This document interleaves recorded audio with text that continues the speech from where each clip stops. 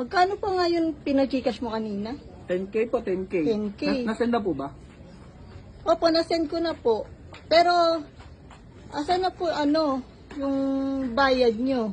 Wait lang po, tawagan ko lang po kung, kung sige. dumating na yung Gcash. Kasi kailangan na po yun sa bahay. Hello po. Wala pa? Madam, wala pa po daw. Nasend ko na po Nasend na daw, nasend. Wala Wala. pa po daw siya nare-receive. Wala din po ako nare-receive pa na cash. Hindi, narito po sa akin, nasa akin po yung 10K na cash. Teka lang, hindi pa po na-session. Madam, nasa inyo na po ba talaga? Actually, hindi pa kasi, siyempre, hindi mo pa binibigay sa akin yung cash.